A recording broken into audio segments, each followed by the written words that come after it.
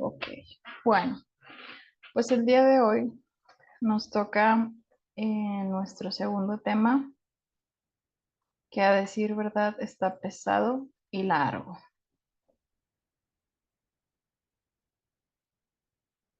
Mm,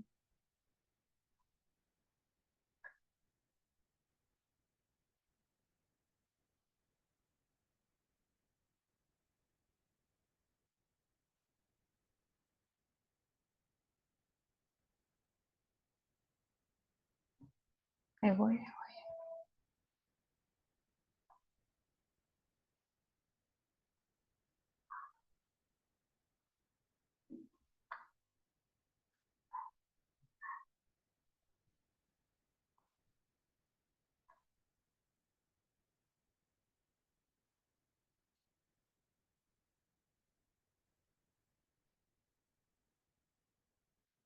Ok, bueno, solo me confirman que sí lo pueden ver, por favor.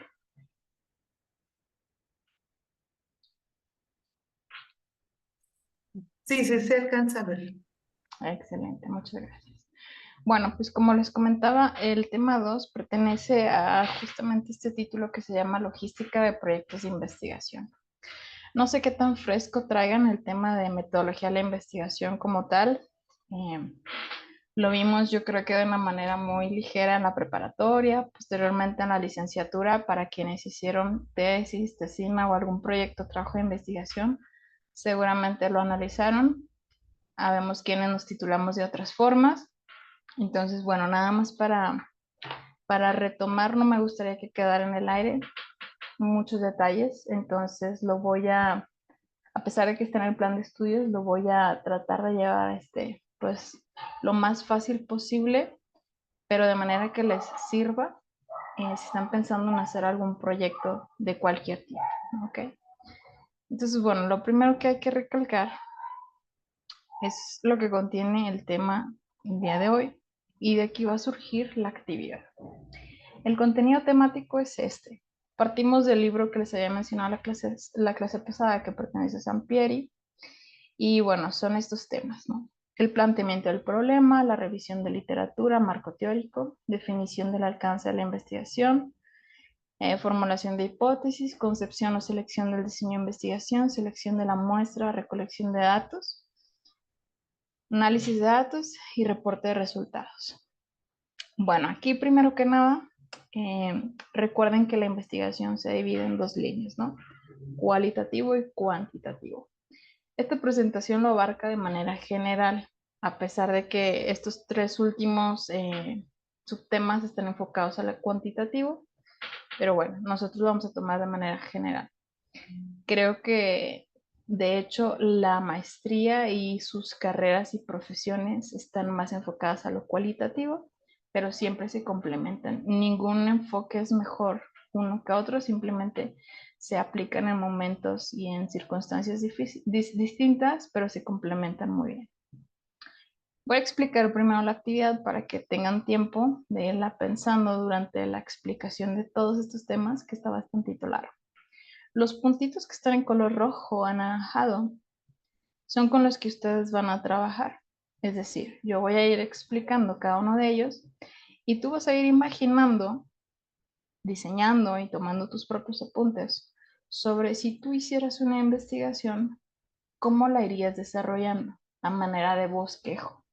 Es un ejercicio simple, no es nada comprometedor, no vas a hacer una tesis de aquí, es simplemente que tú vayas bajando tus ideas a algo concreto en el área de investigación. Entonces, pues todo parte de una idea, toda investigación surge con una idea. Seguramente por tu ámbito de trabajo ya tendrás ahí alguno que otro punto de investigación que te gustaría, que has pensado, que a lo mejor te toca en tu área. Entonces, bueno, lo que yo quisiera es que conforme avancemos principalmente en estos puntitos anaranjados, tú puedas ir imaginando cómo lo aplicarías, de dónde buscarías tu información, de dónde sacarías una muestra. De tal manera que al final, no creo que sea el de hoy porque no nos va a alcanzar el tiempo, pero ya que tengo la entrada directa a Escuela en Red, lo voy a habilitar tan pronto mañana temprano para que tú puedas como subir como decir, un reporte de cómo fuiste desarrollando o cómo visualizas estos puntos. No sé si me expliqué. ¿Alguien tiene alguna duda?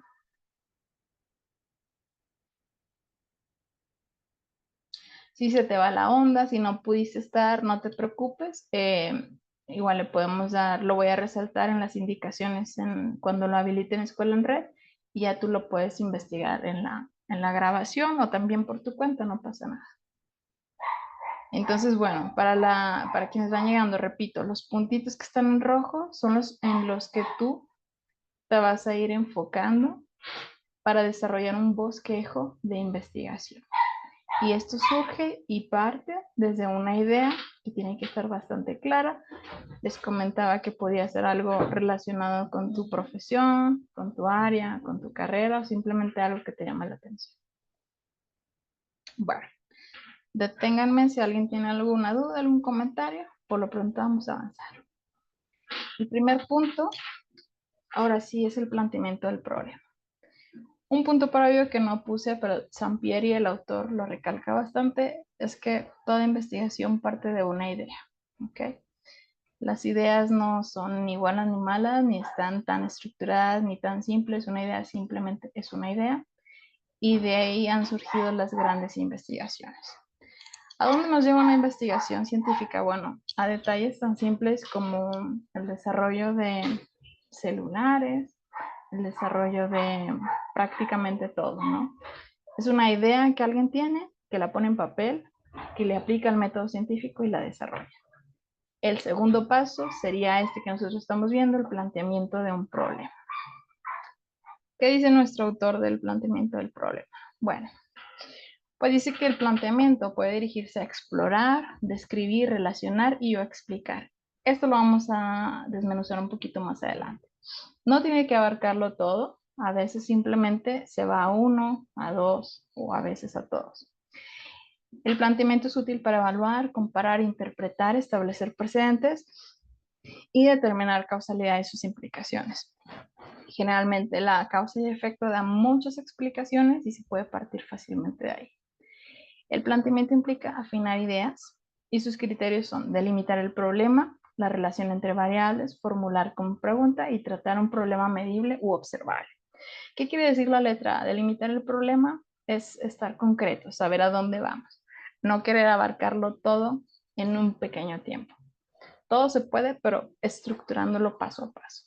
La relación entre variables, más adelante la voy a explicar, que son las variables básicas, dependiente e independiente.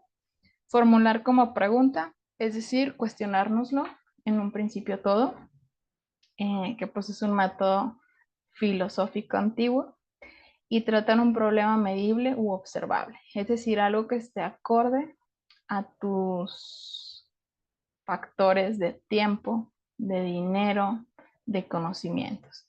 Qué mejor no que investigarlo todo, pero no todo es posible. Entonces, bueno, estos son los criterios básicos sobre los que se fundamenta el planteamiento.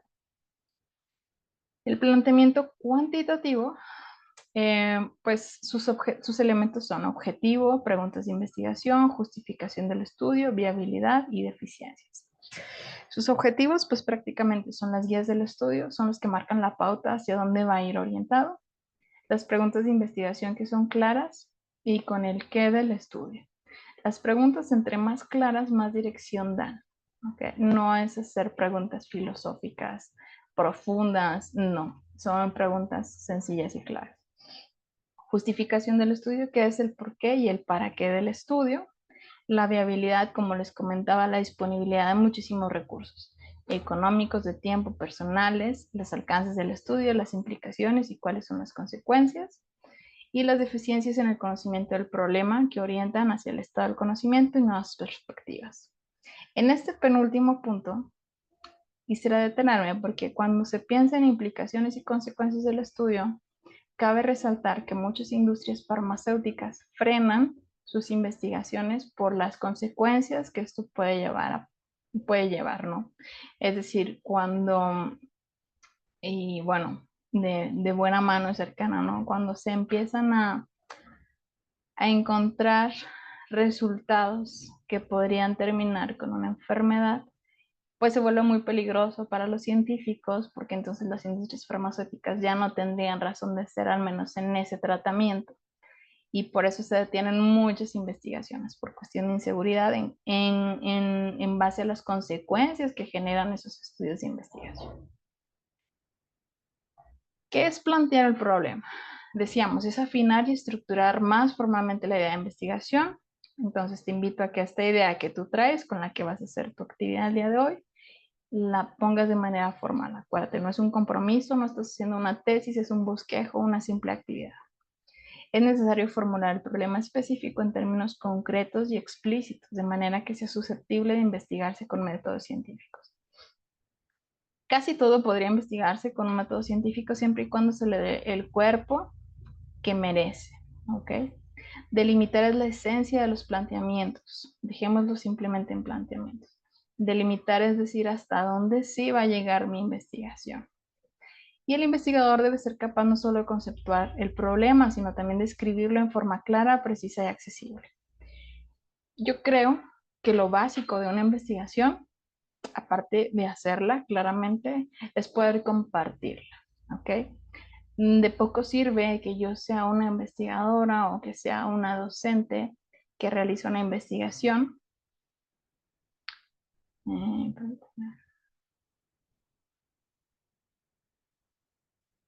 Se me andaba quedando acá gente fuera, perdón. Decía que de poco sirve que yo haga una investigación muy profunda y muy brillante si no soy capaz de compartirla. ¿Cómo se comparte una investigación? Pues generalmente en algo escrito. Al final vamos a ver lo que es un póster, pero más allá de eso, pues están las tesis, las tesinas, los trabajos, los reportes de investigación y todo esto tiene que ser claramente comprendido por quien lo lee. Entonces, es muy necesario saber escribirlo en forma clara, en forma precisa. Sí. Y bueno, entonces yo le añado que también los que realizamos investigación en algún momento, pues tenemos que ser muy hábiles para poder compartir y hacernos entender. Permítanme. Hay gente intentando entrar, espero que ya pueda.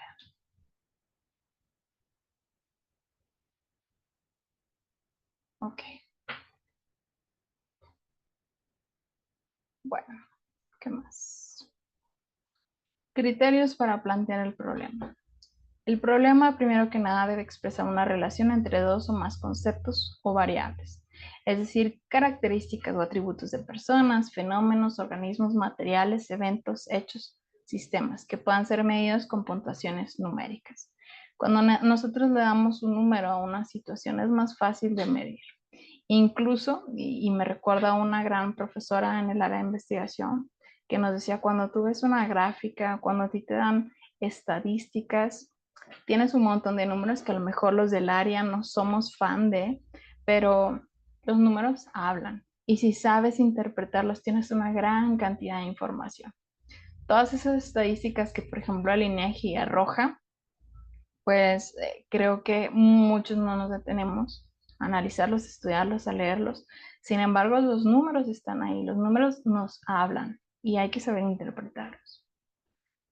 ¿Qué más? Dos, el problema debe estar formulado como pregunta, claramente y sin ambigüedades. Por ejemplo, ¿qué efecto, en qué condiciones, cuál es la probabilidad de, cómo se relaciona con? Hacer preguntas, sabemos que es de lo más inteligente que podemos hacer. Y si nos vamos, por ejemplo, al área psicológica, preguntas básicas desde qué significa para ti esto, ¿no?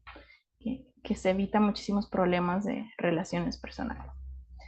Tercero, el planteamiento debe implicar la posibilidad de realizar una prueba empírica, es decir, la factibilidad de observarse en la realidad objetiva, que sea algo que ayude, ¿no? Que sea aterrizado, que no quede acá mi investigación en las nubes.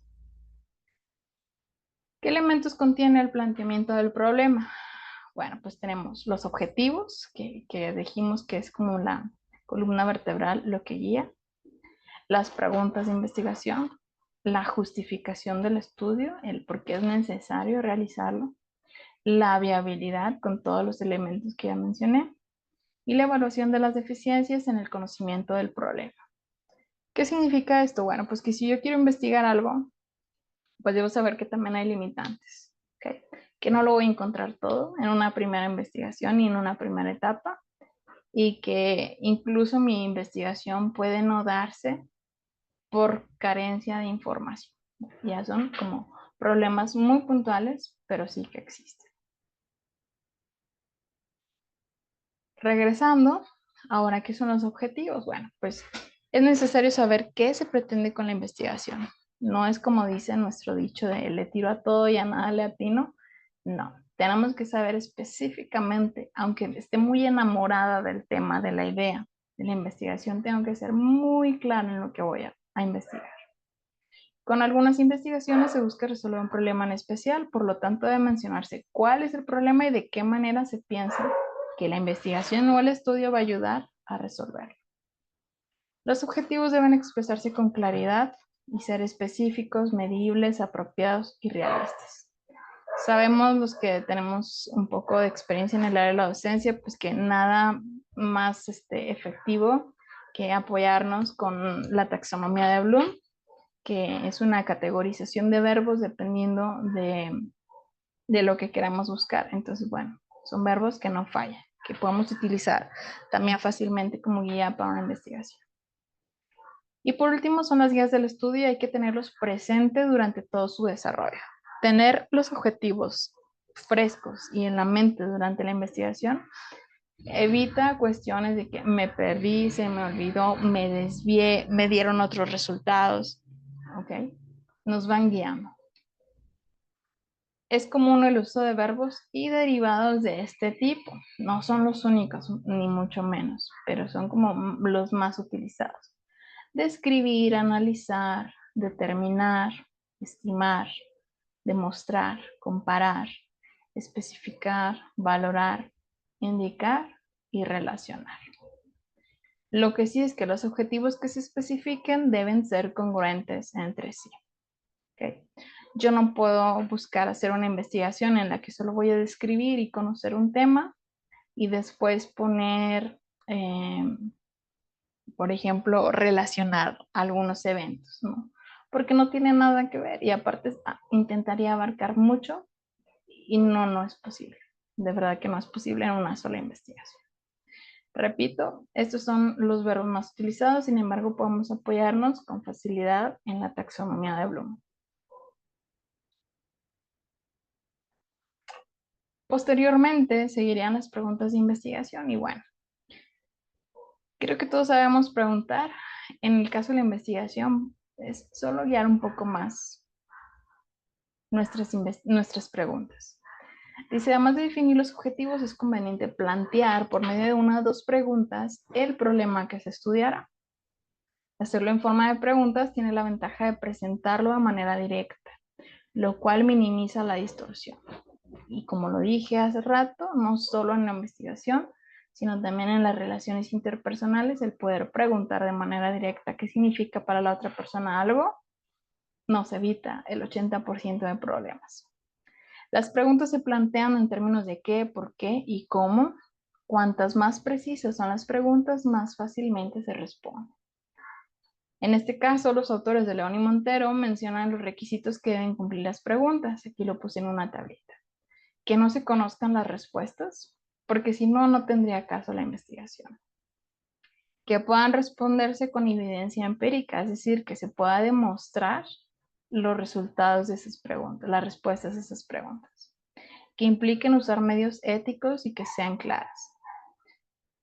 Hoy en día tenemos mucho lo de la bioética, tenemos lo de el no maltrato animal, que bueno, pues no tengo una posición respecto a eso, pero ha mermado también muchas investigaciones que antes se hacían utilizando animales sin ninguna regla, ¿no?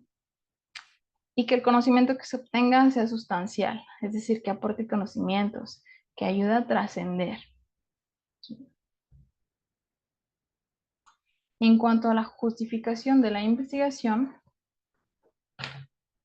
tenemos que además de los objetivos y las preguntas de investigación es necesario justificar el porqué del estudio. ¿Para qué o por qué se debe efectuar? Esto es muy importante cuando las investigaciones están financiadas por algún centro de investigación, por alguna beca, por alguna ayuda económica, por alguna universidad, ¿no?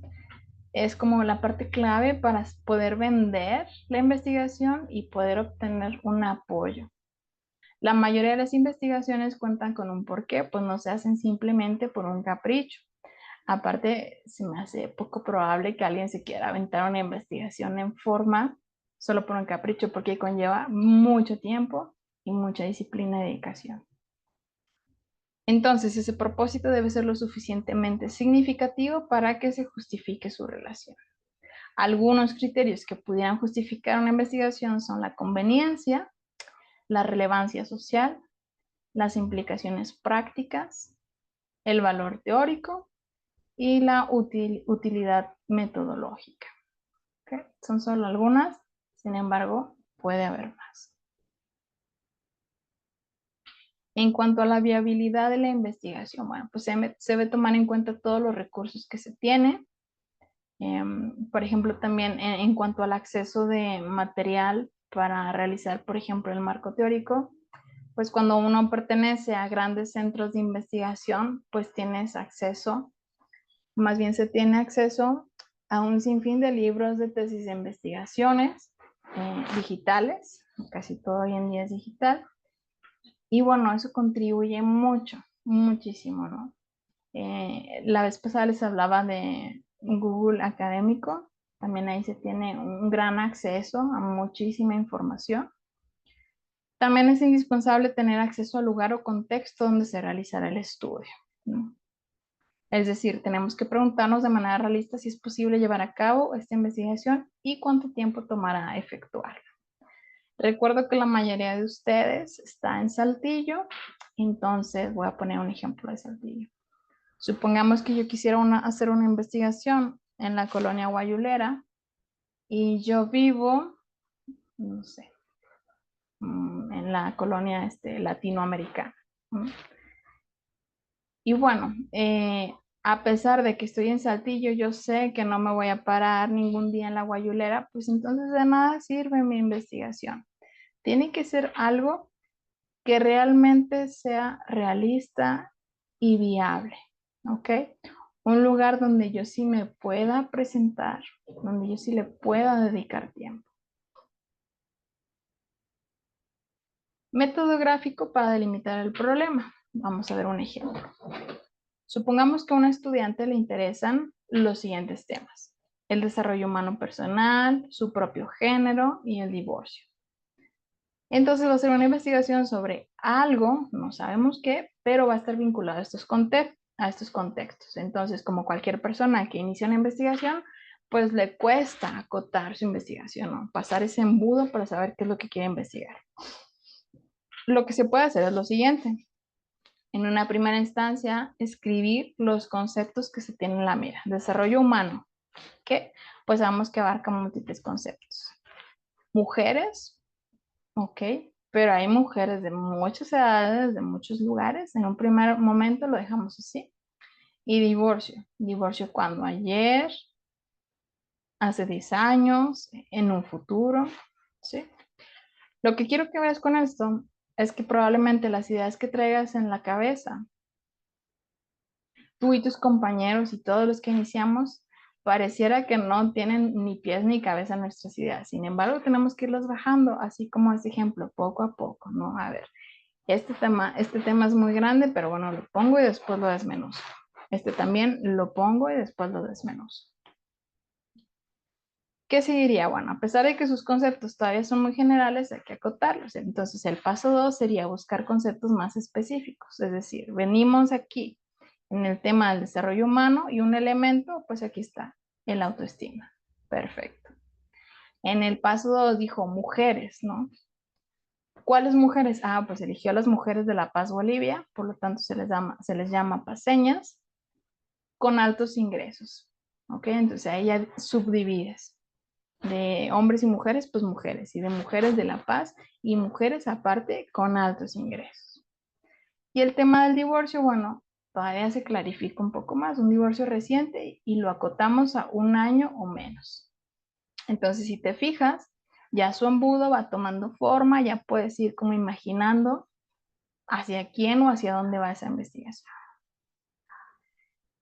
En un tercer momento, ya que se precisan los conceptos, pues se puede redactar un objetivo y una pregunta de investigación. En este caso, el objetivo quedaría, es un ejemplo sencillo, determinar, tiene su verbo, qué efectos en la autoestima provoca un divorcio reciente en mujeres paseñas de 30 a 40 años de nivel socioeconómico alto, y sabemos que un divorcio reciente es de 1 año o menos.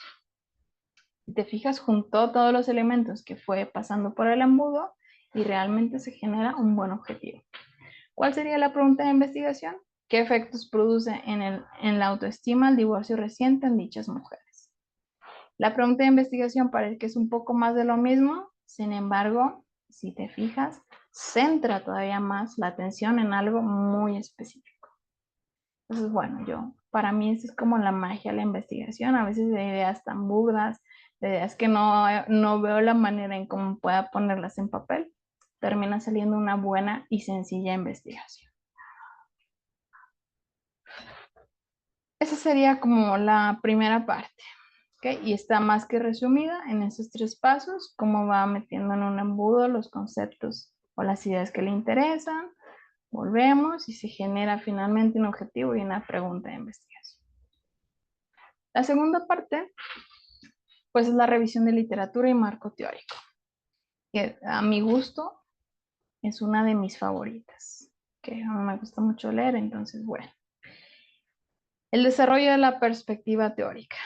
¿Qué es esto? Bueno, proporciona el estado del conocimiento, es decir, de dónde voy a partir para arriba, ¿no? Da el sustento histórico y sus funciones son algunas de estas. Orientar el estudio, inspirar a nuevos estudios, prevenir errores, ayudar a formular hipótesis, ampliar el horizonte, proveer de un marco de referencia y establecer la necesidad de la investigación. Es decir, cuando yo me informo, que realmente esto es la revisión de la literatura, cuando yo me informo sobre lo que voy a investigar, me puedo dar cuenta de qué se ha investigado, qué ha salido mal, qué errores se han tenido, qué aciertos, y puedo partir de ahí hacia adelante. Es decir, no voy a repetir investigaciones, en parte ya tengo un camino realizado o no, puede que el tema que voy a investigar nadie nunca le ha importado investigar o no ha sido necesario porque la tecnología no era la misma, las situaciones no son las mismas. Entonces da muchas luces, lo que sí es que lleva tiempo. Es un proceso y un producto. Puede, curioso, pero es ambos, ¿no? Un proceso porque como dije es dedicar tiempo a buscar, a investigar, a bajar, a leer, a procesar, a tomar apuntes, resúmenes, y al mismo tiempo eso que vas construyendo es tu marco teórico. Es un proceso de inmersión en el conocimiento existente y disponible que puede estar vinculado con nuestro planteamiento del problema. Es importante aclarar que el marco teórico no es lo mismo que una teoría. Por tanto, no todos los estudios incluyen un marco teórico, tienen que fundamentarse en una teoría. La perspectiva teórica proporciona una visión sobre dónde se sitúa el planteamiento propuesto dentro del campo de conocimiento en el cual nos movemos y además puede suministrar nuevas ideas y es útil para compartir los descubrimientos recientes de otros investigadores. Voy a poner aquí un ejemplo que no es mío, pero era de mis compañeros de mis roomies cuando estaba estudiando en España. Ellos eran del área, pues del área científica, química, física, biología, ¿no? Y estaban realizando un proyecto en el que se buscaba un tratamiento contra el cáncer. Y bueno, a ver, el cáncer es como un súper tema. Estaban buscando específicamente algo que no, desarrollar algo que no fuera tan agresivo como las quimioterapias, pero que sí pudiera empezar a erradicar, ¿no? Los tumores internos. Entonces, bueno, estaban haciendo una investigación sobre hacer un tratamiento con nanopartículas de oro. El oro en proporciones nano, es decir, milimétricas, se puede estar dentro del cuerpo, incluso se puede comer, ¿no? Y bueno, estaban usando eso para crear como pequeñas nanocapsulitas donde se pudiera llevar el medicamento a través del cuerpo en el torrente sanguíneo. Y entonces, bueno, ¿qué se necesitaría en el marco teórico para esta investigación? Bueno, pues saber previamente la cantidad de oro que el cuerpo tolera, este, cómo mover el medicamento dentro del cuerpo humano, etcétera, ¿no? Entonces, para poder saber eso, tienen que hacer una super investigación de marco teórico para ver qué otras investigaciones recientes de otros investigadores pueden aportar para que su investigación pueda empezar. Parece revuelto, pero está todo unido, ¿no? Es decir, y esa es la majestuosidad de la investigación, que mientras en China avanzan, después eso se ancla a una investigación que se hace en América, más otra que se hace en Europa, y se van haciendo pues, los grandes resultados que tenemos el día de hoy.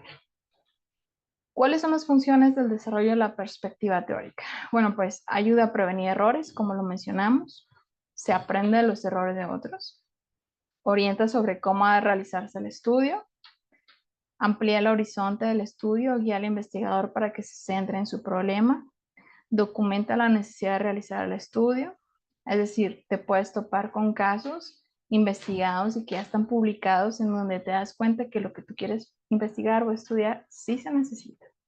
Conduce el establecimiento de hipótesis o afirmaciones, inspira nuevas líneas y áreas de investigación y provee un marco de referencia.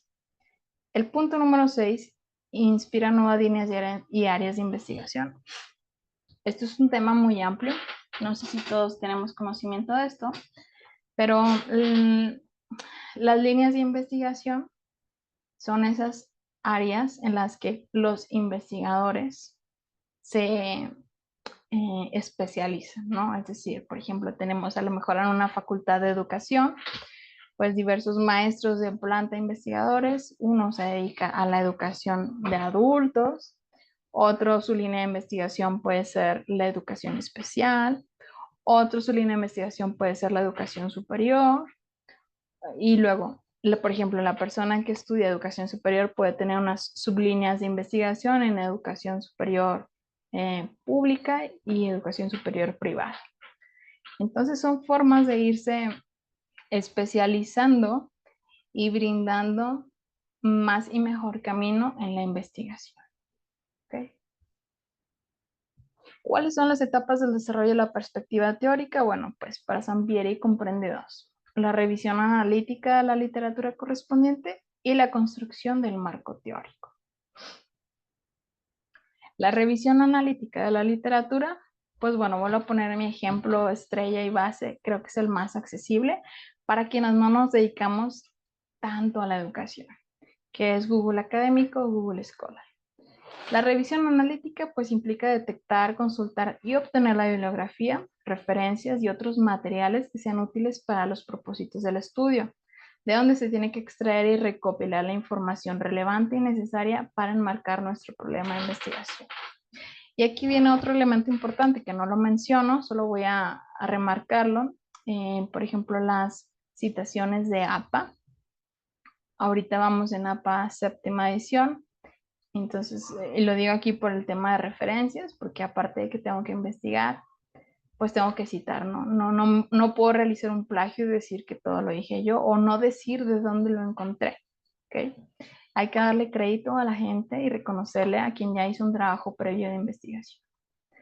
¿Por qué digo que Google Scholar pues es lo más amigable y accesible? Porque hay otras revistas indexadas de investigación de muy buena calidad.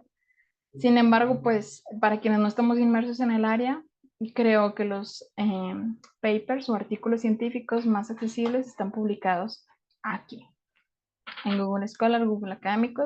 Tú simplemente le pones en tu buscador así. Y bueno, lejos de mandarte a blogs, a páginas de chismes, noticias, etcétera, te manda a poder leer todos esos papers o artículos científicos de quienes ya investigaron. Entonces es una fuente de investigación muy viable. La consulta de literatura, bueno, una vez que se han localizado las referencias de interés, se procede a consultarlas. El primer paso consiste en seleccionar las que realmente van a ser útiles y desechar las que no nos sirven. Es imposible leerlo todo e investigarlo todo, entonces hay que saber decir no. Y en este caso hablamos de literatura, es decir, encontré un montón de información, de libros, de páginas, de artículos, pero tengo que dejar de lado los que no tienen nada que ver o no me van a servir, ¿ok? Cuesta, porque pues uno se emociona queriendo leerlo, saberlo todo, pero hay que saber distribuir y decir no. ¿Qué se busca como tal al consultar una literatura? Bueno, básicamente son definiciones, teorías, resultados, casos, ejemplos, qué instrumentos se han utilizado, variables, hipótesis comprobadas, datos y enfoques. ¿Qué puede revelar la revisión de investigación? Pues diversas cosas y también voy a denominarlo magia. Uno, te puedes dar cuenta que una teoría completamente desarrollada, lo mejor que te puede pasar y que se aplica a tu problema de investigación. O que hay varias teorías con soporte que se aplican a nuestro problema, es decir, no están tan desarrolladas, pero ahí van. O que hay piezas y trozos de teoría con cierto respaldo que sugieren algunas variables importantes y que tienen que ver con nuestro problema. O que hay descubrimientos interesantes, pero parciales, es decir, que no están completos. O que solo hay guías aún sin estudiar.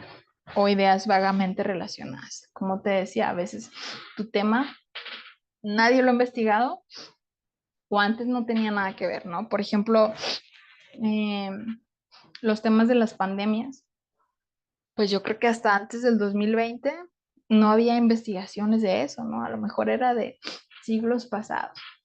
Entonces, bueno, es realmente nuevo todo el tema de la pandemia, creo que en cualquier área de investigación. A eso me refiero con que aún hay ideas sin investigar. Y bueno, pasando después de la revisión de la literatura, vendría lo del marco teórico. Dice que un buen marco teórico no es aquel que contiene muchas páginas, sino que se trata con profundidad únicamente los aspectos relacionados con el problema. Hay muchos investigadores o estudiantes que consideran que entre más páginas tengas un marco teórico en una tesis o en una investigación, vale más. Y realmente no. Como todo, cuenta más la calidad que la cantidad. Construir el marco teórico no solo significa reunir información, no es copiar y pegar. Probablemente así lo hacíamos en la secundaria, en la prepa, y en un primer momento yo creo que es aceptable, pero conforme vamos avanzando, construir el marco teórico, pues es redactarla. Como decía, es tu redacción, es tu manera de expresar de manera escrita, dándole crédito y reconocimiento a quienes ya dijeron esa información que tú vas a mencionar. De lo contrario, se cae en el plagio, es el robo de ideas o no darle crédito a quien ya lo dijo. Entonces, pues es toda una ciencia y una maravilla poder redactar un marco teórico, porque como lo dije y lo repito, importa muchísimo la redacción, la capacidad que tengamos de ir hilando ideas, de ir señalando quién lo dijo, cómo se relaciona con nuestro tema. Y bueno, no es una página, no son 2 páginas, son un gran número de páginas. El marco teórico se organiza por índice, ¿sí? Es decir, dentro de todo lo que investigo previo a mi investigación, tengo que ordenarlo, tengo que presentarlo de una manera que poco a poco vaya introduciendo al lector o quien esté interesado en mi investigación para que vaya comprendiendo más. Entonces, bueno, lo primero que se hace es un índice tentativo, como todo, global o general, y después se va afinando hacia lo que es específico.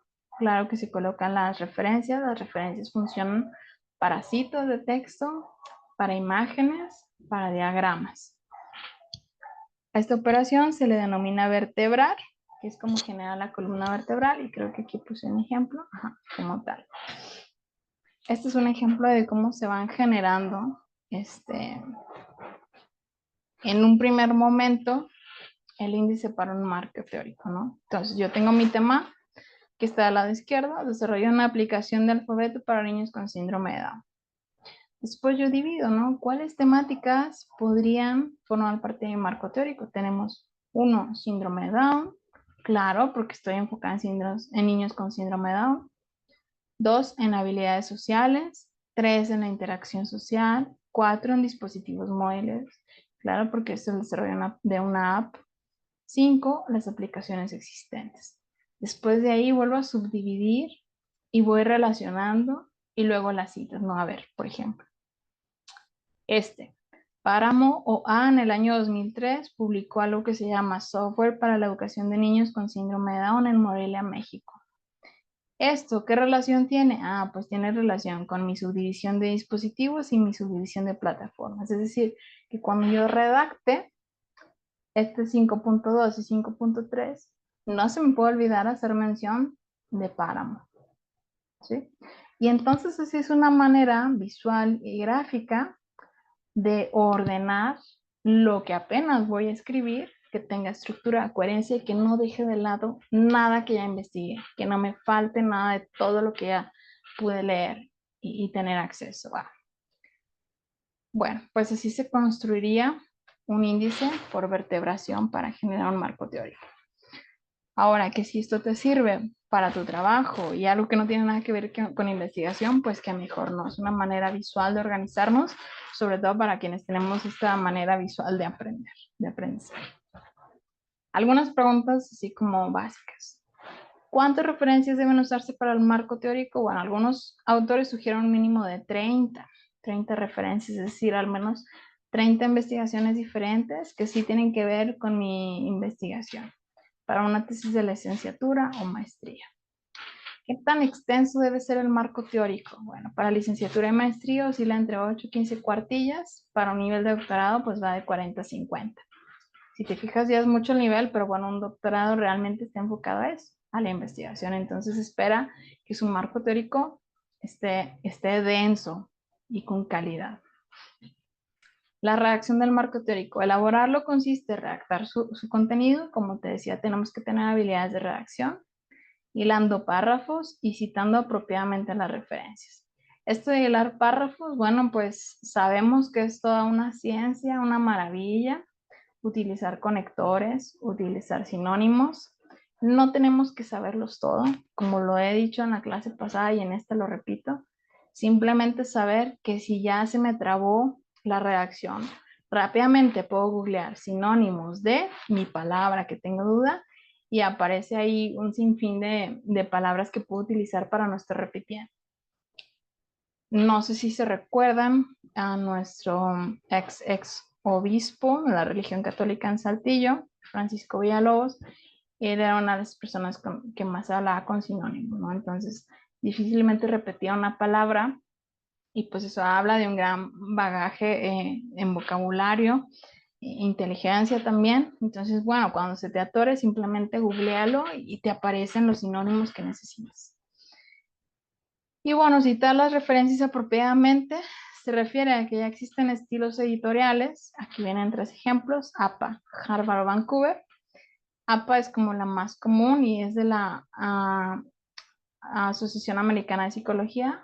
Y ahorita, como dije, vamos en la 7ª edición, entonces bueno, hay que echarse un clavado, revisar un tutorial, un video de cómo se cita. Puedes citar ahora desde videos de YouTube, desde páginas web, enciclopedias, periódicos, papers, artículos de investigación, tesis, póster.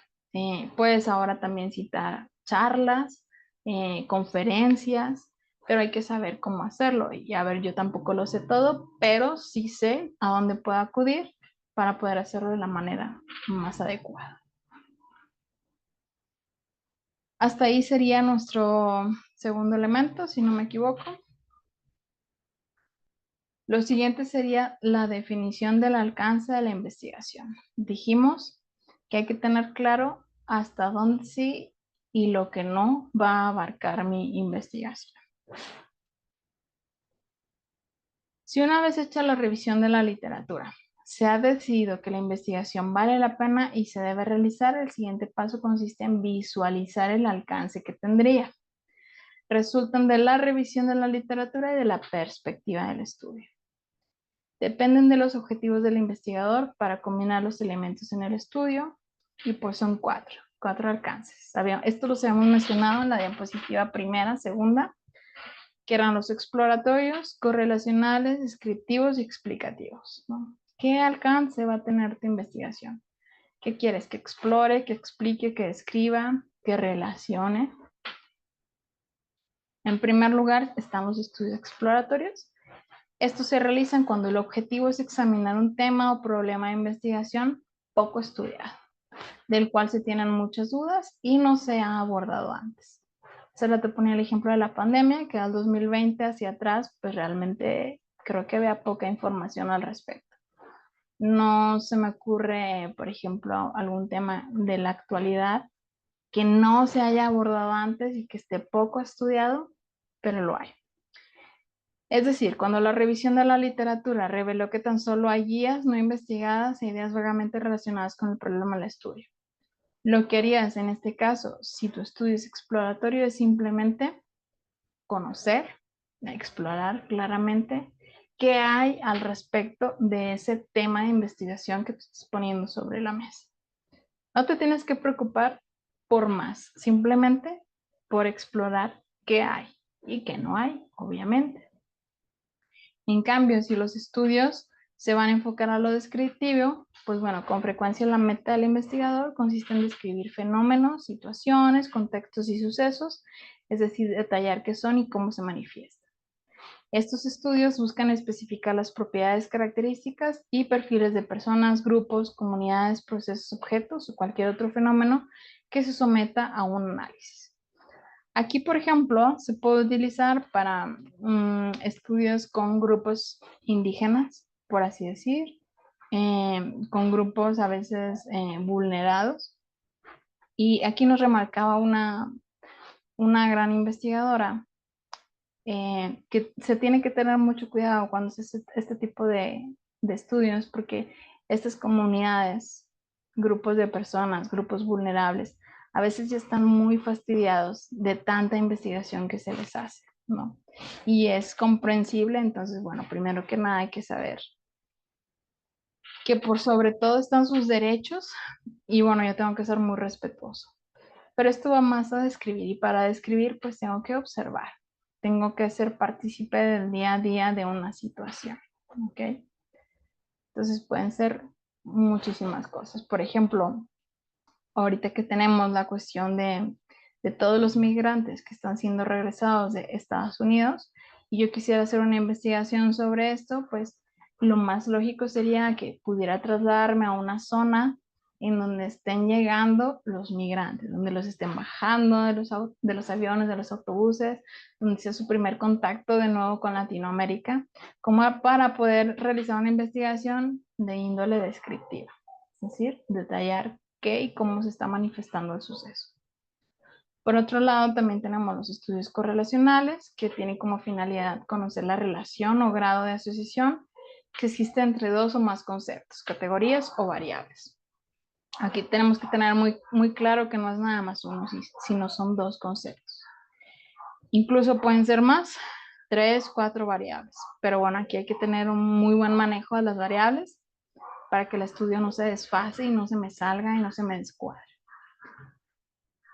Este puntito último es importante porque estos estudios asocian variables mediante un patrón predecible para un grupo o población. Es decir, al estar trabajando con variables donde puedes ir modificando, donde puedes ir no adivinando, sino haciendo predicciones de que si muevo esto va a pasar esto, pues se va a poder saber los patrones de comportamiento de grandes grupos, pequeños grupos también, pero esto es muy importante en el área social. Y finalmente tenemos los estudios explicativos, van más allá de la descripción, están dirigidos a responder por las causas de los eventos y fenómenos físicos o sociales. Como su nombre lo indica, su interés se centra en explicar por qué ocurre un fenómeno y en qué condiciones se manifiesta. Dejemos de lado por un momento la parte de lo social y podemos irnos a pensar en los huracanes, en los terremotos, ¿no? Estos merecen unos estudios de esta índole explicativos, pues porque nos pueden explicar en qué condiciones sucede un terremoto, porque curiosamente en México se repitió en la misma fecha, esas cosas que si las investigamos a profundidad y nos documentamos, pues podríamos entender todo lo que las investigaciones explicativas nos pueden decir al respecto y que no fue coincidencia, ni magia, ni brujería.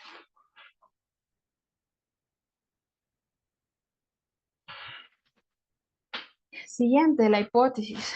La hipótesis es muy, muy valiosa. ¿Qué son las hipótesis? Bueno, son las guías de una investigación o de un estudio. Las hipótesis indican lo que tratamos de probar y se definen como explicaciones tentativas del fenómeno investigado. Es decir, la hipótesis es esa idea o solución que yo doy previamente antes de mi investigación. Se derivan de la teoría existente y deben formularse a manera de proposiciones. No en todas las investigaciones cuantitativas se plantean hipótesis y el hecho de que se formulen o no depende de un factor esencial, el alcance inicial del estudio. ¿Okay? Entonces, bueno, ¿qué rescatamos de las hipótesis? ¿Qué es lo que buscamos probar? No es decir, yo tengo este problema, entonces muy probablemente esta es mi explicación, esta es mi hipótesis. Una hipótesis no está comprobada, no es una teoría, no es el final de una investigación. Simplemente, pues es algo que mediante mi experiencia o lo que ya me documenté en cuestión de revisión de literatura, me podría decir qué va a hacer. Alcance del estudio y formulación de hipótesis. Estas son las 4 divisiones que acabamos de analizar. Es decir, que si el alcance de mi estudio es exploratorio, no se van a formular hipótesis. ¿Por qué? Porque solo estaba explorando. Descriptivo, solo se formulan hipótesis cuando se pronostica un hecho o un dato. Correlacional, se formulan hipótesis correlacionales. Esto decíamos que una va a depender de la otra. Y explicativo, se formulan hipótesis causales. Las hipótesis pueden ser más o menos generales o precisas y abarcar 2 o más variables, pero en cualquier caso solo son afirmaciones sujetas a comprobación empírica. Es decir, que las hipótesis no son, como dije, no son teorías, no están probadas, están en un proceso que apenas va a empezar para comprobar si realmente lo que yo dije es verdad. Bueno, lo que yo dije en función de la investigación. Por eso, bueno, muchas veces se corrige a la persona cuando hablamos así, que dice, mi teoría es, a ver, para decir que es una teoría es que tuviste que haber hecho un gran proceso de investigación con un rigor de un método científico. Entonces no es teoría. Lo que tú quieres decir es una hipótesis, ¿no? Es una manera como pues, peculiar de educarnos en conceptos, porque nos es fácil decir, mi teoría es que bla, bla, bla. No, realmente es una hipótesis, a no ser que ya tengas toda una investigación avanzada, probablemente pueda ser una teoría. Ahora sí bien entran en juego lo que mencionábamos de las variables y a veces estas variables pues se vuelven un dolor de cabeza si no las sabemos utilizar. Una variable es una propiedad que puede fluctuar y cuya variación es susceptible de medirse u observarse. Ejemplos de variables son el género, la presión arterial, el atractivo físico, el aprendizaje de conceptos, la religión, la resistencia al material, la masa, la personalidad, la cultura física, etc. El concepto de variable se aplica a personas u otros seres vivos, objetos, hechos y fenómenos los cuales adquieren diversos valores respecto de la variable referida. Es decir, que a las variables nos van a ayudar a medir las consecuencias de ciertos movimientos. Creo que aquí ya no la puse, pero bueno, lo más, básico es la variable dependiente y la variable independiente. Y bueno, como dice su nombre, la variable dependiente es la que depende de la variable independiente. Por ejemplo, suponiendo que yo esté trabajando como mesera y por cada 3 mesas que limpio, me pagan 10 pesos. ¿Okay? Pues la variable que va a estar cambiando va en función del esfuerzo que yo haga por si limpio más o limpio menos. Es decir, si un día yo me esfuerzo por limpiar, en vez de 3 mesas, limpio 6 mesas, pues entonces el pago va a fluctuar, ¿sí? Eso quiere decir que mi variable dependiente pues va en función de la independiente. A mí siempre me dijeron que por 3 meses me van a pagar 10 pesos, entonces si yo cambio mi esfuerzo por limpiar, obviamente el pago va a cambiar también. Esto de las variables, dije que puede ser un dolor de cabeza porque a veces pues se pierde, ¿no? Se pierde como, se puede perder el énfasis en qué es una cosa, qué es otra y qué es lo que estaba buscando comprobar. Vuelvo a lo mismo, era importante tener en mente mis objetivos, mi planteamiento del problema, mi pregunta, obviamente, y la hipótesis, ¿no? Para no perderme en ese proceso. Las características de las hipótesis, bueno, de aquí voy a resaltar que a veces las hipótesis, está acá abajo, pueden ser nulas. Es decir, que lo que yo trataba de comprobar, pues realmente no se comprueba para nada. Y si la investigación está bien hecha y bien estructurada, pues es válida la tesis o el trabajo de investigación, ¿ok? Al menos, bueno, esta fue mi experiencia durante uno de mis máster y mientras todo el proceso se haga bien, aunque la hipótesis salga nula, es válida. Me voy a adelantar un poquito por cuestión de tiempo. La concepción o selección del diseño de investigación. ¿Qué sería un diseño de investigación? Bueno, pues una vez que se precisó el planteamiento del problema, se definió el alcance inicial de la investigación y se formularon las hipótesis, el investigador debe visualizar la manera práctica y concreta de contestar las preguntas de investigación, además de cumplir con los objetivos fijados. Los objetivos se pusieron para guiar, pero también tienen que ser alcanzados. Entonces, no se puede dejar de lado durante la investigación. Esto implica seleccionar o desarrollar uno o más diseños de investigación y aplicarlos al contexto particular de su estudio. El término diseño pues, se refiere al plano o estrategia que uno elige para poder responder al planteamiento del problema.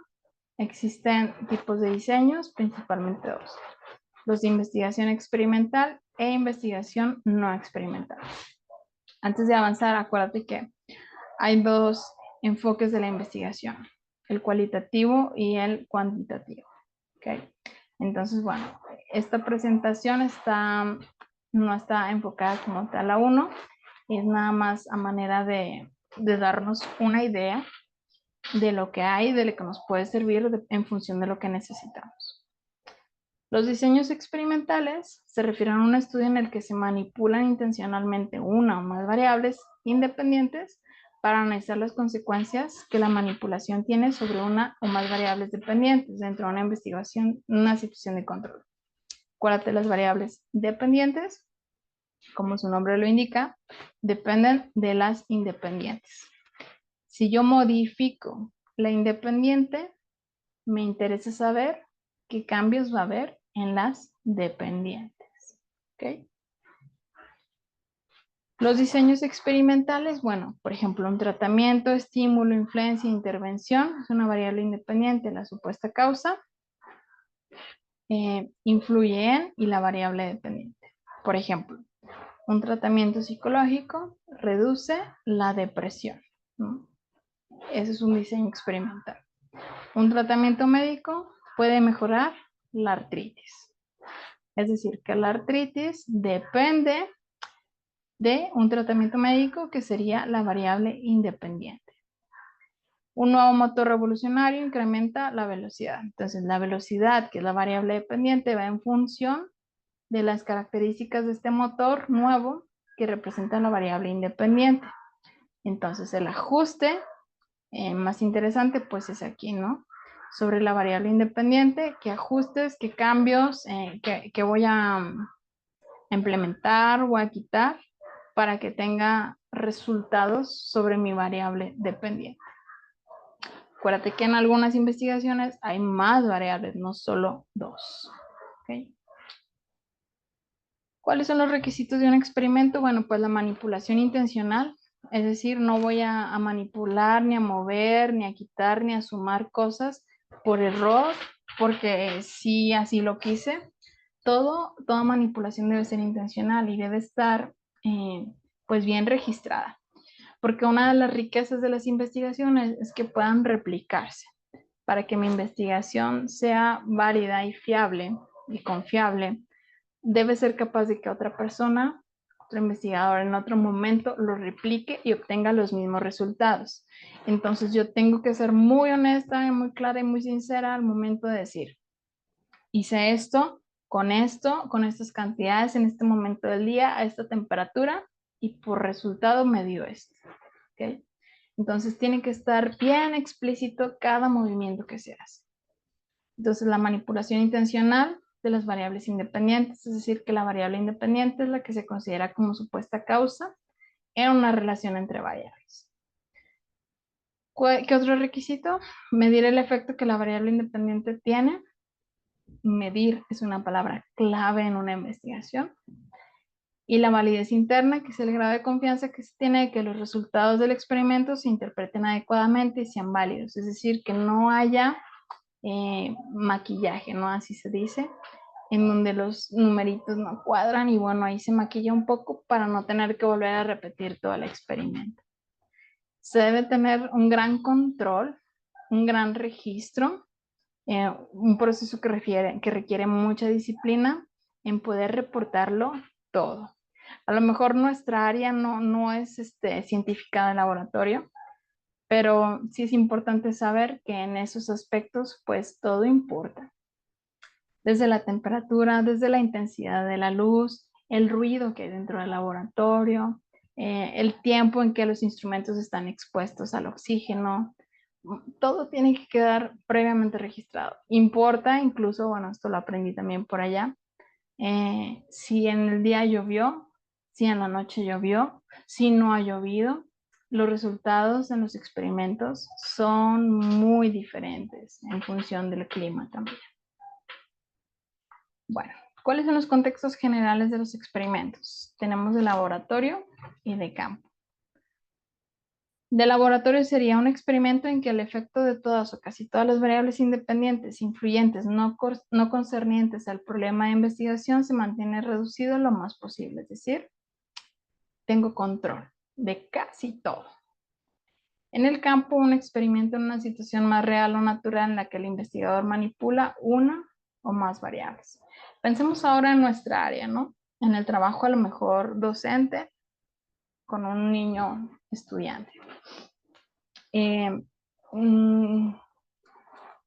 No es lo mismo introducirme yo dentro de su salón de clases o introducirme simplemente a su escuela y sin invadir tanto, pues tenerlo en la mira, ver cómo se desarrolla, cómo convive, que sacarlo yo de su salón para hablar específicamente con él, ¿no?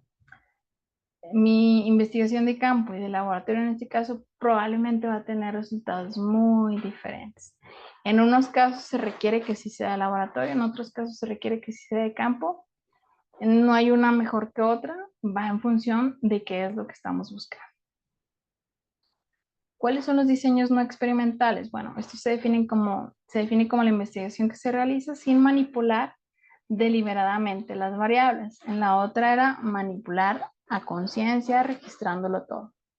Se trata de estudios en los que no hacemos variar en forma intencional las variables independientes para ver su efecto sobre otras variables.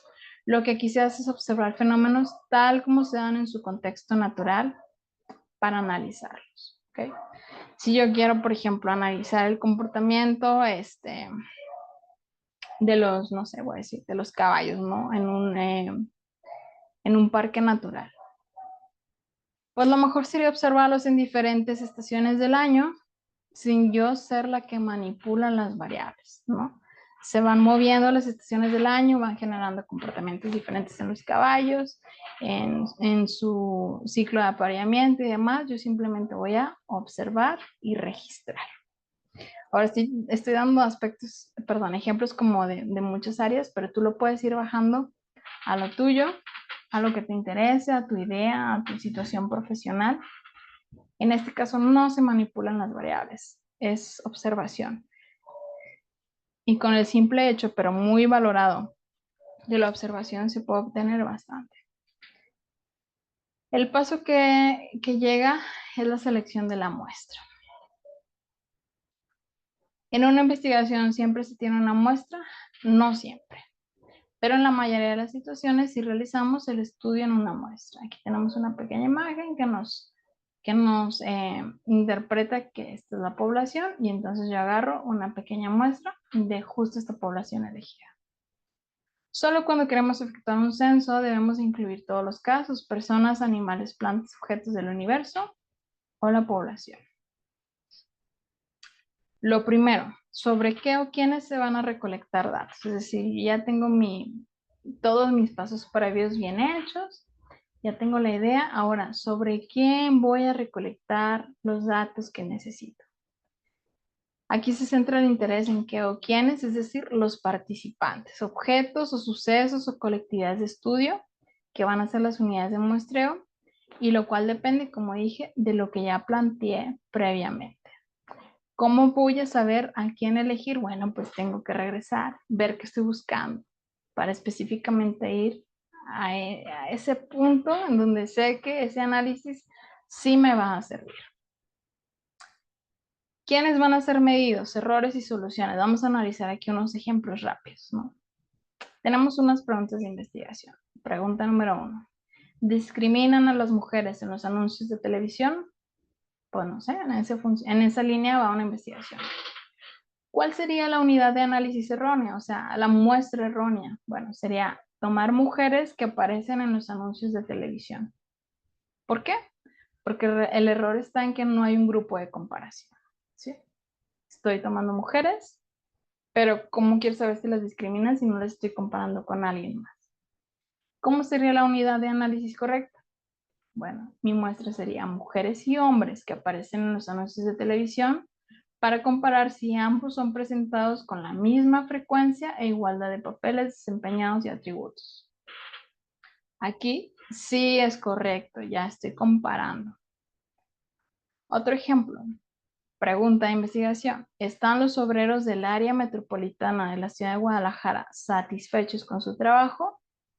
Si te fijas, ya está súper clara, ya no deja dudas de sobre qué quiero investigar, pero un análisis errónea de la muestra sería computar el número de conflictos sindicales registrados en la Junta Local de Conciliación y Arbitraje del Ministerio del Trabajo durante los últimos 5 años. ¿Por qué? ¿Cuál es el error? Bueno, que la pregunta propone indagar sobre actitudes individuales y esta unidad de muestreo denota datos agregados en una estadística laboral y macrosocial.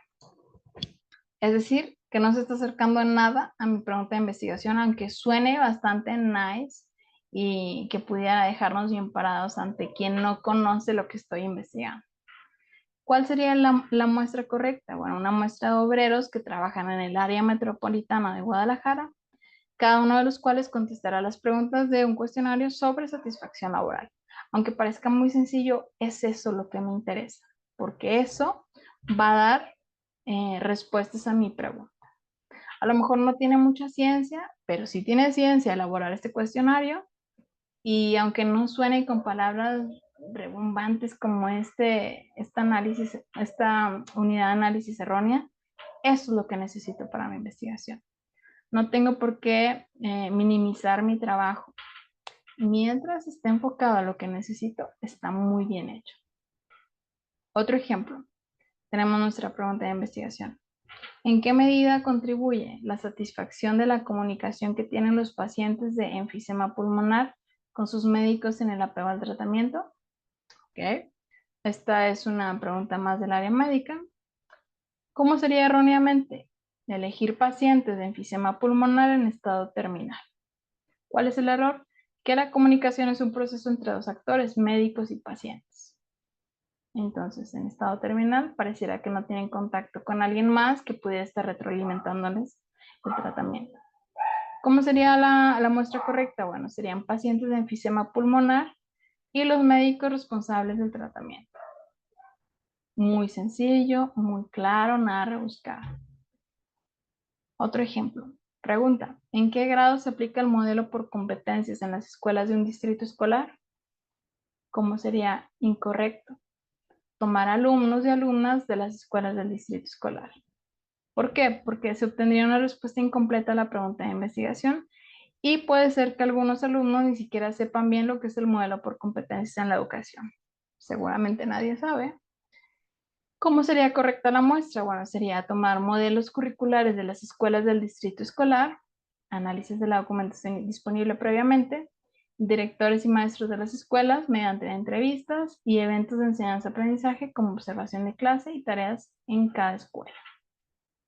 Ahora sí que esta pregunta conlleva muchísimas más muestras y aquí no solo tengo que hacer análisis, también tengo que diseñar entrevistas y tener aquí mis registros de observación. Entonces, bastantito trabajo ahí.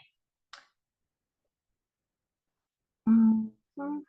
¿Cómo se delimita una muestra? Bueno, una vez que se ha definido cuál será la unidad de muestra o análisis, se procede todavía a delimitar la población que va a ser estudiada y sobre la cual se pretende generar los resultados. Así una población es el conjunto de todos los casos que concuerdan con una serie de especificaciones.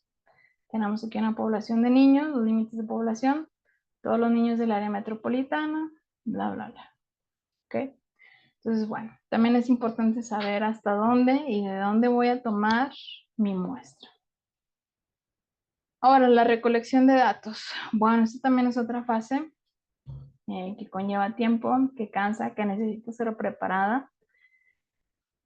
Y dice, la recolección de datos, el paso número 1 es definir la forma idónea para recolectar los datos de acuerdo con mi planteamiento del problema y las etapas previas de la investigación.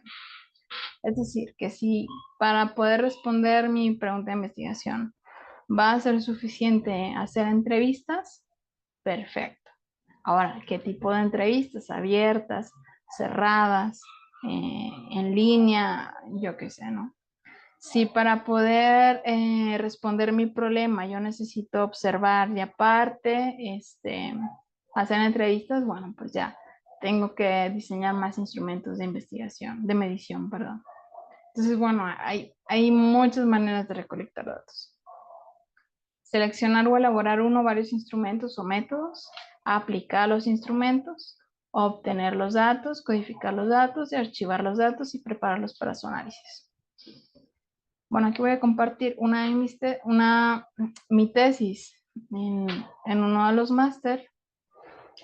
Fue un tipo de investigación en el que no necesité interacción ni instrumentos de investigación, medición como tal. Más bien yo utilicé un método que consiste en investigar todos los elementos relacionados con mi tema de investigación y después se llama una revisión sistemática y estoy hablando de haber eh, investigado miles de artículos y después ir clasificando sobre cuáles sí tocan el tema de investigación, cuáles no, para saber la frecuencia con la que mi tema estaba siendo investigado, ¿no? Claro que no me leí los 1000 artículos, pero hay formas para poder realizar una lectura rápida de cada artículo. Y a lo que voy es a esto, a que no todas las investigaciones son de, tengo que aplicar la entrevista y tengo que ir y tengo que... Hay un sinfín de métodos para recolectar los datos. ¿Qué implica esta etapa? Bueno, una vez que se selecciona el diseño de investigación apropiado y la muestra adecuada de acuerdo con nuestro problema de estudio hipótesis, la siguiente etapa consiste en recolectar los datos, ¿ok? Participantes, grupos, fenómenos, procesos, organizaciones, etc. Hay que hacer un plan detallado de procedimientos para que no estés dando vuelta y se te olvide y regreses, sobre todo para quienes participan en investigaciones con organizaciones, con escuelas. Aparte hay que tramitar permisos y más, por ejemplo, cuando investigas con menores de edad, que aparte hay que solicitar permisos de los padres de familia, etcétera, de los tutores. Entonces, bueno, entre más detallado sea tu plan, más fácil te va a hacer recabar información. Este plan tiene algunas preguntas. ¿Cuáles son las fuentes de las que se obtendrán los datos? ¿Van a ser personas? ¿Van a ser observaciones, registros, documentos, bases de datos, archivos? Por ejemplo, no sé, en Saltillo, si quisieras tener acceso a un documento, pues, de corte histórico, tendrías que ir al archivo municipal con tus debidos permisos, pues con buen tiempo para poder sentarte ahí a investigar, a leer. Meramente un ejemplo. ¿En dónde se localizan tales fuentes? Bueno, regularmente en la muestra seleccionada, esa muestra que tú vas eligiendo, pero sí es indispensable que definas con precisión, ¿okay? Que no se te escape algo ahí. ¿A través de qué medio o método vamos a recolectar los datos? Puede ser uno o pueden ser varios métodos. Y una vez recolectados, ¿de qué forma vamos a prepararlos para que puedan analizarse y respondamos al planteamiento del problema? Es decir, ya tengo ahí, por ejemplo, mi montón de cuestionarios contestados, ¿no? Ahora, ¿qué voy a hacer con tanta información? ¿Cómo la voy a filtrar? ¿Cómo la voy a organizar? Acuérdate que la investigación al final, si no es compartida, creo yo que no genera riqueza. Entonces, ¿cómo toda esta información que ya me brindó mi muestra la voy a poner en mi investigación para que trascienda, para que me diga cosas, para que si lo voy a trasladar a números, la gente pueda ser capaz de entender esos números? Hace rato decíamos que una de las partes más importantes de una investigación es medir. Y efectivamente, porque todos los días, todo el día estamos midiendo. Aquí vienen unos ejemplos desde que nos levantamos, miramos el reloj y medimos la hora. Al bañarnos ajustamos la temperatura del agua. Calculamos la cantidad de café que vamos a servir, evaluamos el tráfico, tanteamos a qué hora vamos a llegar y también la velocidad a la que transitamos. Entonces, medir es algo que hacemos todos los días y en la investigación más. Acuérdate de esta maestra investigadora que te comentaba que nos decía que cuando estamos frente a los números, ahí está toda la información, hay que saber leerla, hay que saber bajarla, los números hablan por sí solos. Por lo tanto, medir significa asignar números, símbolos o valores a las propiedades de objetos o eventos de acuerdo con reglas. Un instrumento de medición es un recurso que utiliza el investigador para registrar información o datos sobre las variables que tiene en mente. Con los instrumentos de medición me refiero a esos, por ejemplo, yo voy a utilizar un cuestionario en investigación, pero yo lo puedo diseñar, ¿ok? Para que vaya justamente en función de lo que yo necesito medir. Puedo utilizar algo ya existente, pero yo lo puedo utilizar, yo lo puedo crear, yo puedo crear mi bitácora de observación, yo puedo crear prácticamente todo, siempre y cuando pues tenga algunos criterios para que sean válidos. Entonces, la recolección de datos se realiza mediante los instrumentos de medición, ya ando diciendo de meditación, cuyas respuestas se obtienen, codifican y transfieren a una matriz o base de datos y se preparan para su análisis mediante un paquete estadístico. Es decir, imagina que yo en mi investigación pues necesité que me contestaran encuestas y las encuestas las lancé por Google Forms. Es decir, que se los mandé. Algunos lugares permiten, otros no. Que a través de WhatsApp le doy el link para que conteste mi encuesta en línea, ¿no? Y entonces ya todas las personas que yo necesitaba que contestaran, me contestaron. Entonces toda esa información la concentro en una matriz, por así decir. Puede ser a lo mejor un documento Excel. Incluso hay más, por eso se habla aquí de un paquete estadístico. Hay programas que ya nos ayudan en cuestión de investigación para filtrar con claridad y más rápidamente y muchísimo más preciso la información de una investigación. Solo por mencionar, por ejemplo, uno es el SPSS, que tiene su dificultad. Eh, Hay que saber bien moverse entre una investigación cualitativa y cuantitativa, pero hay muchísimos más. ¿Cuáles serían las fases de construcción de este instrumento de medición? Bueno, hay que tener clara las variables que se van a medir y sus indicadores, ¿no? Sus indicadores pues, son numeritos, a lo mejor si yo lo quiero del 1 al 5, del 1 al 10, por así decirlo. La construcción del instrumento, hacer una prueba piloto. Esta prueba piloto me va a decir, me va a dar cuenta si lo que yo medí realmente está midiendo lo que yo quería medir. Lo que yo creé Está midiendo lo que yo quería medir. Elaborar una versión final del instrumento o sistema y su procedimiento de aplicación. Entrenar al personal que administrará el instrumento. En este punto número 5, te voy a invitar a que pienses en todas esas personas que trabajan en el INEGI, que van haciendo censos. Si no me equivoco, acabamos de vivir un censo económico el año pasado, y entonces, bueno, no es como que se hayan enviado encuestas a los lugares, no. Se capacita a las personas en el uso del instrumento para que vayan y lo apliquen. Esto es muy importante, porque por más bien hecho que esté un instrumento, si la persona que lo está aplicando no lo sabe aplicar o no lo sabe utilizar o no sabe tomar apuntes, por así decir, de nada va a servir. Entonces, bueno, por ejemplo, decíamos, la gente del INEGI pues está muy bien capacitada en qué tiene que preguntar, dónde lo tiene que anotar, cómo debe llevar sus apuntes, sus notas, a quién sí, a quién no, registrar incidencias, etcétera. Hay que dedicarle tiempo a esto. Si, por ejemplo, yo como maestro, no sé, se me ocurre, no le voy a pedir a algunos alumnos que me ayuden a aplicar encuestas y se los voy a tomar como servicio social, ¿no? Tengo que tener muy buen entrenamiento para con estos alumnos que van a apoyar en la investigación para que apliquen esto de la mejor manera posible, que no manipulen, que no salga mal la investigación a veces por negligencia, es decir, que el instrumento sea muy efectivo en su aplicación. Obtener autorizaciones para aplicar el instrumento, como decía, pues tenemos que tener consentimiento como evidencia de las personas a las que quiero aplicar algún instrumento de medición, y sobre todo se vuelve un tema muy delicado cuando están involucrados los menores de edad, por ejemplo, estudiantes, ¿no?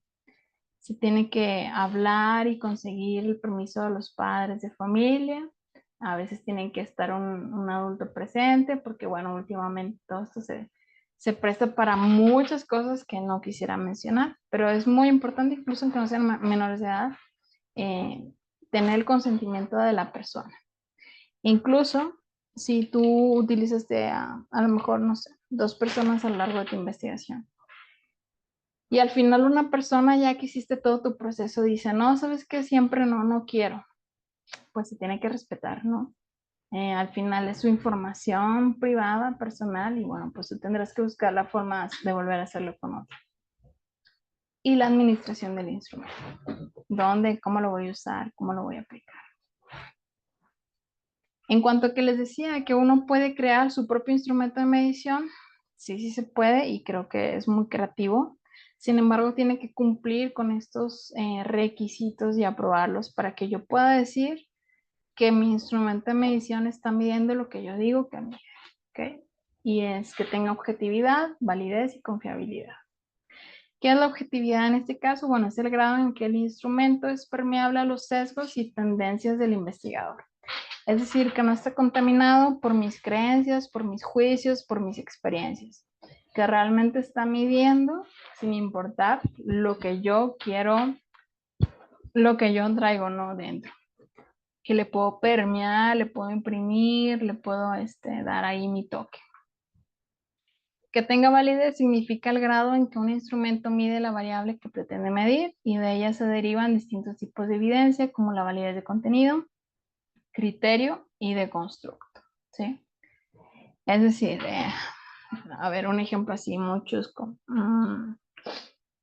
Bueno, es que ni siquiera se puede medir esto. Que tu instrumento no se salga de esa variable que tú quieres medir, que sea justo lo que tú estás marcando en tu investigación. Y por último, la confiabilidad, que es el grado en que un instrumento produce resultados consistentes y coherentes. Es decir, que si yo aplico varias veces ese mismo instrumento, a lo mejor a la misma situación, voy a obtener los mismos resultados. No que en una me va a lanzar unos resultados y si lo vuelvo a aplicar me va a arrojar otros resultados y si lo vuelvo a aplicar me arroja otros. No, que siempre que lo aplique sean los mismos resultados. Tipos de instrumento de medición, bueno, son solo algunos de los cuestionarios. Decíamos que se pueden basar en preguntas que pueden ser cerradas o abiertas.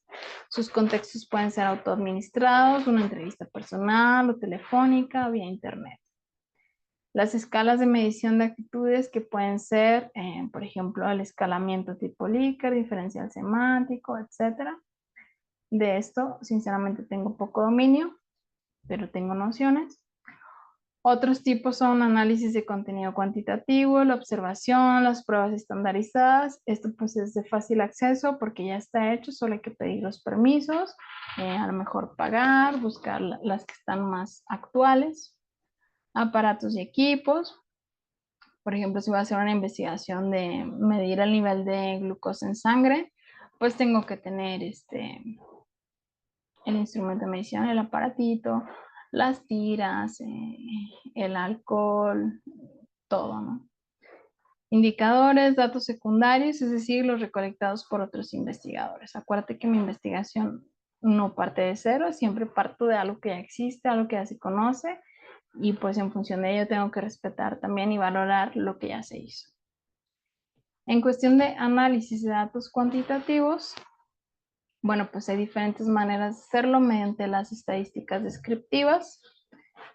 Algunos de estos conceptos pues son como de fácil acceso, la moda, la media, la mediana. Sin embargo, existen más: la desviación estándar, la varianza, el máximo, el mínimo, el rango, la simetría, el kurtosis. Esto no hay que saberlo todo. Repito, saber que existe, que en cualquier momento puedes tener acceso a ellos si lo necesitas. La mejor manera de plasmar los resultados pues a través de números de estadísticas. Tenemos aquí algunos aspectos de los métodos para determinar la confiabilidad. Como les decía hace algunas diapositivas, es por ejemplo, lo voy a explicar muy rápidamente. Es, por ejemplo, administrar 2 veces un mismo instrumento en distintos tiempos. ¿Ok? Es decir, que cada participante responde al instrumento 2 veces. Ahí estoy probando que realmente me va a dar similitud en las respuestas. Otro método es formas alternas y prueba post-prueba, mitades partidas, etc. Por ejemplo, este de mitades partidas. Número de veces en el que el instrumento es administrado una sola vez. Número de versiones diferentes del instrumento es una fragmentada en 2 partes equivalentes. Es decir, divido, ¿no? Mi prueba. Le voy a dar a cada participante que responda una única versión. Y entonces, ¿qué voy a buscar contestar aquí? Son las puntuaciones de una mitad de instrumentos similares a las otras obtenidas en la otra mitad. Esto quiere decir que hay diferentes métodos para comprobar que mi instrumento es confiable. ¿Okay? Por ejemplo, aquí 2 versiones diferentes pero equivalentes. Aquí también es igual, pero varía acá en el número de veces que es administrado. Una sola versión, etc. Reporte de resultados. Dejémoslo en cuantitativos y cualitativos. Bueno, se generan resultados que se traducen en tablas, gráficas, cuadros, diagramas. Pero aún así el proceso no termina aquí. Ahora es necesario comunicar los resultados mediante un reporte. Este reporte puede tener diferentes carátulas y bueno, desde que puede ser un libro, puede ser simplemente un capítulo, un artículo para una revista académica, una presentación de computadora, un documento técnico, una tesis, etc. En cualquier caso, de cómo se presenta el reporte, tiene que llevar la descripción de cómo se hizo la investigación. Acuérdate que una investigación tiene que ser replicable, es decir, que otra persona que la agarre tenga los elementos suficientes para volver a hacerla y obtener lo mismo. Y obviamente los descubrimientos producidos. ¿Cuáles son generalmente los apartados o secciones del reporte? La portada, los índices, el resumen, los términos claves, el cuerpo del documento de trabajo, las referencias y el apéndice. Ahorita te voy a mostrar un ejemplo. Generalmente este es el orden que se sigue. Es como muy genérico, dependiendo de qué necesitas hacer. Una tesis pues conlleva muchísimo más. Quizá una presentación de computadora pues no tengo que tener tanto, a lo mejor, dependiendo también del público, si les voy a presentar a niños, a mis doctores de investigación, a, no sé, dependiendo. Resumen o sumario, pues constituye el contenido esencial del reporte de investigación y usualmente pues conlleva esto, el planteamiento del problema, el método, los resultados, las principales conclusiones. Debe ser comprensible, sencillo, informativo, preciso, completo, conciso y específico. O sea, que quieren todo. Pero en realidad, acuérdate, lo más claro es lo más sencillo, ¿ok? Y una investigación justo busca eso, que las cosas sean claras, que no se quede nada en el aire, ni que se asuma, ni que se suponga, que esté evidenciado y comprobado. Bueno, este es el ejemplo que les decía. Yo me metí a Google Académico. Yo quería investigar algo de neurociencias y educación. Okay, entonces, googleo neurociencias y educación. Y bueno, me salió, por ejemplo, este artículo. Lo voy a explicar por si a alguien después le sirve investigar, no de este tema, de cualquiera. La revista aquí que lo publica es Cielo. Okay. Me sale aquí el nombre del título. El nombre del artículo, que son Neurociencias, Emociones y Educación Superior, una revisión descriptiva. De igual forma me sale el título, pero en inglés. Sabemos que el inglés pues, es el idioma por excelencia para las investigaciones. El autor, bueno, es que lo corté en dos. O sea, iba pegado, pero lo corté para que se pudiera ver. Los autores, aquí la letrita pequeña me indica dónde son. Los de la letra A son de la Facultad de Educación y Humanidades de la Universidad Militar Nueva Granada en Colombia. Y aquí están los correos de los autores, por si yo les quiero escribir, por si yo me quiero comunicar, tener contacto o algo, aquí tiene que estar, ¿no? Acuérdense que está partida en dos y una parte arriba y otra abajo. Aquí en este caso, si yo no lo quiero leer así, lo puedo descargar en un PDF que es más accesible. Hay artículos que no están abiertos al público, que hay que pagar, pero la mayoría en este buscador de Google están abiertos. Yo lo puedo descargar. Lo que les decía acá es que es súper importante el resumen, ¿no? Y el resumen fue lo que a mí me permitió hacer mi tesis, en el sentido de que no me leí 1000 artículos, porque aparte que no había tiempo para hacerlo, pero sí leí un montonal de resúmenes. Con el resumen de un artículo tienes la visión perfecta sobre qué aborda, qué busca y qué obtuvo, de una manera clara y sencilla. Entonces aquí, por ejemplo, nos presenta el resumen, desarrollo de habilidades socioemocionales, desafío a los escenarios educativos, laborales y sociales, etcétera, etcétera, etcétera.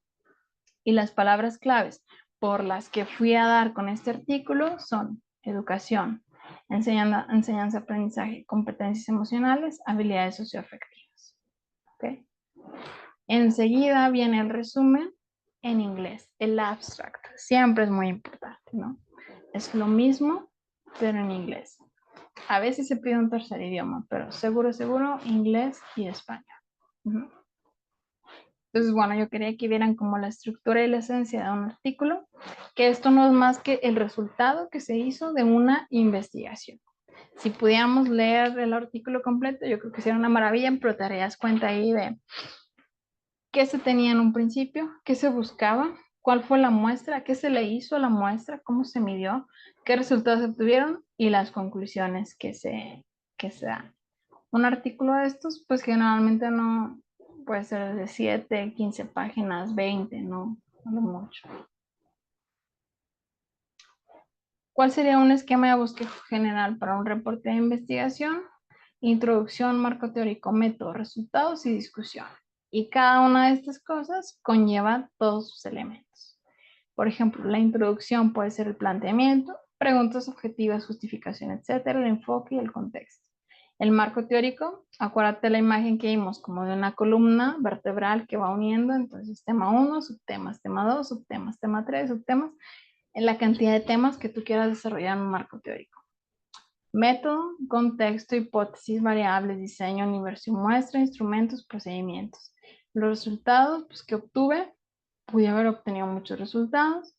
Y finalmente la discusión, que es que descubres qué limitantes encontraste, porque no fue posible todo. Tú idealizabas algo al inicio de tu investigación y después por tiempo, por resultados, por falta de recursos, por alguna situación personal no pudiste, hay que poner que hubo limitaciones. ¿Qué encontraste de hallazgos?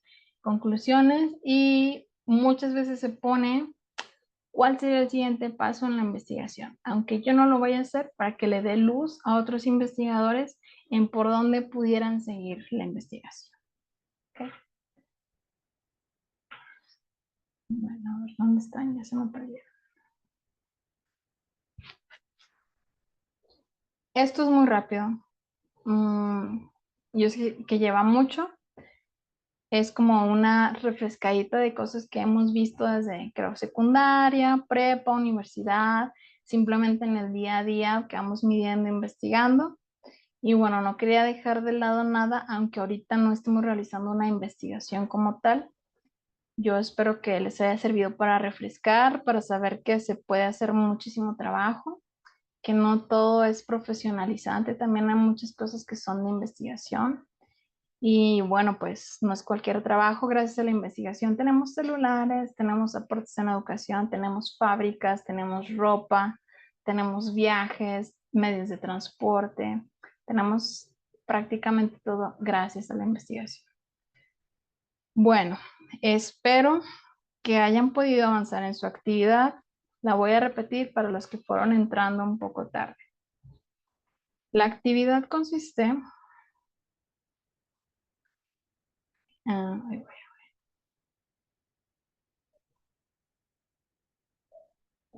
La actividad consiste en que los subtítulos que están en color rojo, tú los puedas desarrollar en una idea de investigación que traigas.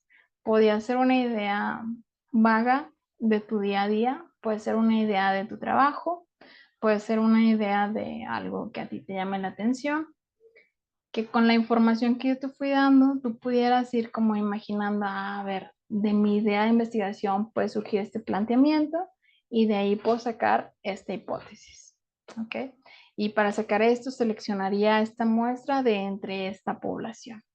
Entonces, la actividad es que presentes un reporte, una cuartilla, media cuartilla, en donde me describas brevemente, a ver dónde quedó, me describas brevemente cómo puedes desarrollar esto. Es un bosquejo de idea, es un bosquejo de investigación, no hay ningún compromiso, no es una tesis, es simplemente una actividad correspondiente al tema del día de hoy que quisiera que tú te empaparas un poco de esto. ¿Okay? Esa es la actividad que espero hayan ido pues haciendo para que no se les haga pesado. Quien ya lo tenga mañana por la mañana, habilito la actividad en Escuela en Red y tienen hasta el domingo para subir. Idea sencilla. El punto es que le des una estructura bajo el método científico, puede ser cualitativo o cuantitativo. Les voy a poner ahí los pasos. Hasta aquí no sé si alguien quiera comentar algo, aportar algo. ¿Otra vez lo puede explicar, de favor? Sí, la idea es que, lo vuelvo a presentar. Bueno. La idea es que los puntitos que están escritos en rojo desde planteamiento hasta selección de la muestra, ustedes los desarrollen brevemente, me los expliquen, teniendo una idea de investigación. ¿Sí? A ver, por ejemplo, sería una idea de investigación que a mí se me ocurre, no sé, ¿cuál es la cantidad ideal de agua que tengo que tomar al día? Yo específicamente, ¿no? Esa es mi idea. A partir de esa idea que traigo sin aterrizar, sigo el procedimiento que expliqué en clase, marco un planteamiento del problema, de dónde revisaría literatura, cómo podría investigar, qué hipótesis le podría generar a mi investigación. Es generar un bosquejo de una idea que traigan en mente. ¿Me expliqué mejor?